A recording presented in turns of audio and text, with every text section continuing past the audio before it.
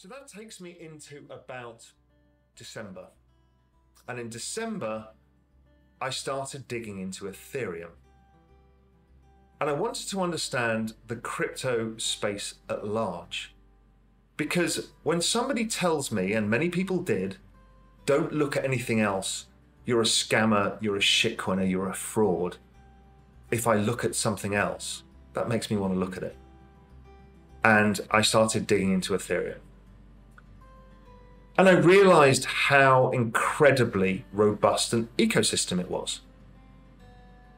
The sheer number of developers, programmers, applications, the ecosystem was bigger than Bitcoin. The growth in wallet addresses was about the same pace as Bitcoin. So I started thinking about that. I got sent an article by, I think it was the NIDIG guys, and they were looking at Metcalfe's law, and I understood Metcalfe's law and how it probably applied to Bitcoin. But I asked Remy and actually reached out to Santiago Velez and said, listen, can you help me develop a Metcalfe's law model, just a simple one? We don't need the complex maths. We need to kind of prove that Bitcoin is basically priced in that, and maybe that stock to flow is representing that in a different way. And again, I'm not trying to refute the stock to flow model. I use it. I love it. Everything Plan B's done is a game changer. And he deserves all the plaudits. But once I started understanding the power of what Bitcoin was, it was clearly a behavioral economics driven model, the best of all. So behavioral economics in Facebook is why Metcalfe's law exists in Facebook is because originally you bring on your uncle, your aunt, your friend from school, blah, blah, blah, and you create your network of people and you can keep in contact with them and you can communicate with them. And so that became network effects, and then businesses came onto it, creating more network effects, etc. But the shareholders were the ones who got rich, not the users. The shareholders benefited from the exponential revaluation of the network, because Metcalfe's law essentially is the value of the network goes up with the more nodes in operation. And so the users were separate from the capital. So the investors got rich and the users got to talk to their friends. And then their parents joined Facebook and they all left, went to Instagram, etc. But Bitcoin was a groundbreaker. And sorry, all of the Silicon Valley models were basically all of the same. They were all Metcalfe's law. Everything that came out of the internet, from Google to Facebook to Reddit, the whole damn lot of them. And they were all came out of meetings with people like Daniel Kahneman, one of the godfathers of behavioral economics, who basically taught them how to trigger dopamine receptors in the brain by like buttons, emoticons, and how emotion drives behavior, because it's all behavior is what you're trying to do. But with Bitcoin, you've created a network driven by behavioral economics, which is the network of money. And every participant gets rewarded by bringing participants in. So that creates an incredibly robust network effect. In fact, it's genius. Because more of us who believe in it, the more we attract other people in, the more we all get rewarded for it. So the behavioral incentive is extraordinary. And that is a way to gain adoption for a new money, because otherwise it's very hard to do. It's very hard to get adoption unless you get rewarded. So this is stunningly good. But I wondered how you could value Ethereum, because I could start to see how I could value Bitcoin and why it is exponential, why we have to use log charts. It's because the network effects of more people mean that the chart is always exponential. And we've only just started. I mean, we've got billions of people to bring onto this. So this is going a lot further. As I've talked about, I have no problem when I use, this log chart, for example, it would suggest potentially this rally could take us to 400,000, maybe even 1 million on an offshoot, because of the wall of money that I've talked about as institutions come in. Maybe I'm not. Maybe Plan B stock to flow is right and it gets out 288. I don't know. Doesn't really matter right now, but I think be surprised, because that's network effects go more exponential over time. But when I looked at Ethereum, the thing I was told not to look at, I realized that not only was the technology very interesting, and yes, it has problems, and yes, it's very different to Bitcoin, and in fact, it's not even a competitor to Bitcoin. It's just part of a new digital asset ecosystem.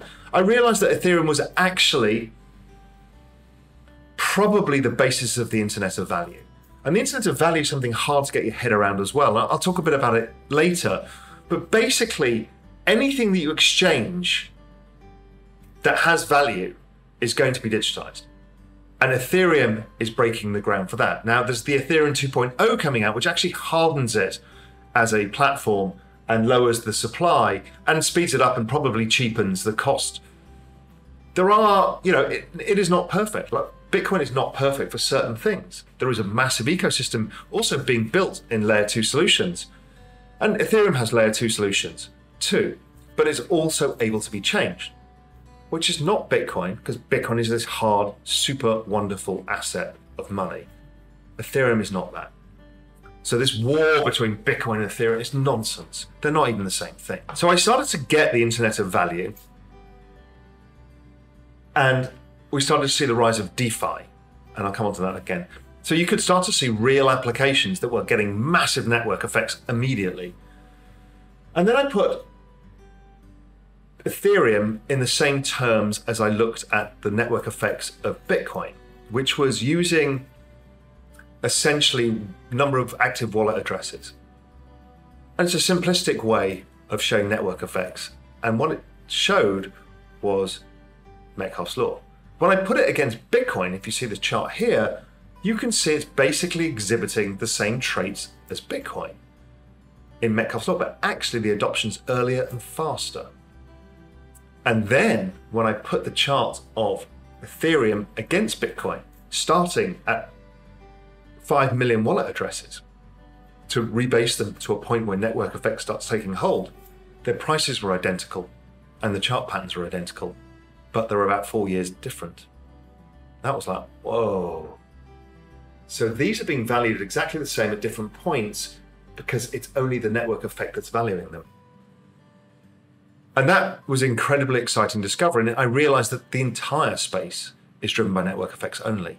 And that, and then you understand that some tokens and some get network effect and then have S-curve moments. So they start to look like they get adopted, nobody really uses it, and it falls. That's called the S-curve. The S-curve could be a failure or a pivot or a change in use, and then it goes. So we've seen that, we see that in businesses and startups all the time. And we've seen it in Bitcoin, where the narrative has changed. Mt. Gox, it's going to be a scam. It's all about dirty money. Bitcoin goes off, 2013, S-curve. Back up, exponential, it survives. And we go into the next set of FUD narratives, S-curve. Then that was the banning by China, the forking and all the other stuff, S-curve. Then back up again. So now we've got the Lindy effect, which is basically if you can't destroy it, it's going to get stronger. And Ethereum's going through the same. And this whole space goes through the same. Some fail, some that don't fail get stronger. That was mind-blowing to me. I now realized I had a framework of understanding that I could apply to anything within this space. So that was the big growth for me. And when you look at the speed of which this happens, because don't forget, exponential means it gets faster all the time. In log charts, it looks normal. It's kind of linear, but actually it's non-linear in its move. And we've seen this. I mean, I don't know. I had an interview with CZ, who built Binance. In 3 years, he went to the largest crypto exchange and 1,500 employees. I think it's the fastest startup in history. Speaking to Sam at FTX, I mean, I don't know how he did it, but he got this whole from idea to launching in 4 or 5 months. And then a year later, the 3rd largest exchange in the world. Look at Coinbase. 56 million accounts. That's more than Robinhood and Fidelity added together. It's astonishing, the network effect. And we're bringing in the institutions, and they're spreading into Ethereum. And everybody else is building products on Ethereum. It's coming at a lightning speed. And I don't think the space can catch up. with the narrative change that is happening so fast.